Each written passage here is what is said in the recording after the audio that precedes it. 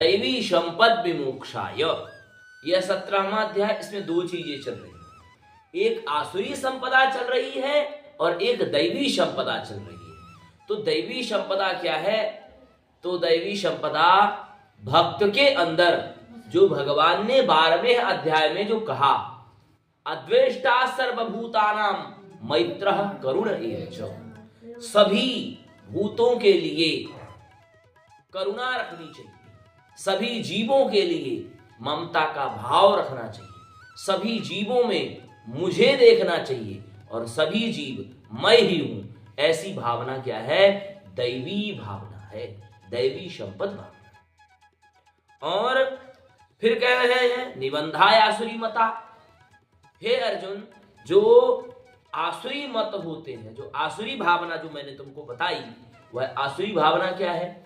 तो देखो, इसका पहले जो श्लोक तुम्हारा है, दंभो दर्पो भिमानस्य क्रोधः पारुष्यमेव च अज्ञानं चाभिजातस्य पार्थ संपदम आसुरी।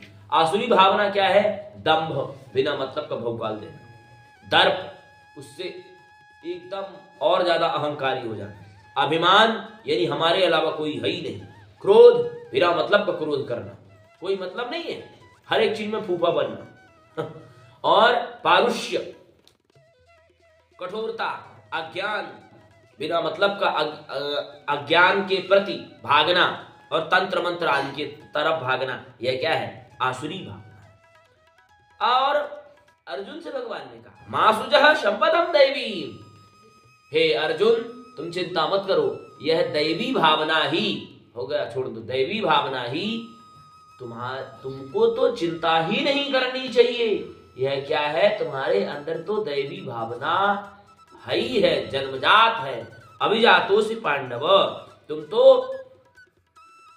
दैवी भावना से ही उत्पन्न हुए हो, तुमको चिंता करने की आवश्यकता नहीं है। क्योंकि अर्जुन कौन है?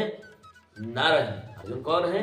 नर है। इसीलिए भगवान के वह परम मित्र भी हैं, भगवान के परम सखा भी हैं, भगवान उनके साले भी होते हैं। ठीक है, तो आज के श्लोक में केवल भगवान ने इतना बताया कि हे अर्जुन, दो संपदा मैंने बताई तुमको, एक दैवी संपदा, एक आसुरी संपदा। दैवी संपदा क्या है? जो कि आपको 12वें अध्याय में बताया भगवान ने, भक्ति योग, यानी सभी लोगों के प्रति करुणा का भाव रखना चाहिए, सभी लोगों में मुझे देखो, यही क्या है? दैवीय भावना है। आसुरी भावना क्या है? दंभो दर्पो विमानस्य, बिना मतलब का दंभ करना, बिना मतलब का पाखंड करना, और दर्प यानी बहुत ज्यादा अहंकार, भौकाल देना, और अभिमान यानी हमारे अलावा कोई है ही नहीं, क्रोध यानी बिना मतलब का क्रोध करना किसी के ऊपर, काम नहीं होगा तो क्रोध होगा, पारुष्य यानी कठोरता रखना, और अज्ञानम, जो व्यक्ति के अंदर अगर अज्ञानता आ जाए तो यही क्या है? आसुरी संपदा है। भगवान ने अर्जुन से कहा, मासुजः संपदम दैवी। हे अर्जुन, तुम शोक बिल्कुल भी न करो, क्योंकि तुम तो जन्मजात ही दैवी संपदा से उत्पन्न हुए हो, तुम्हारे अंदर आसुरी भाव आ ही नहीं सकते। दैवी संपद विमोक्षाय निबंधाय आसुरी मता मासुच संपदम दैवी अभिजातोसि पांडव।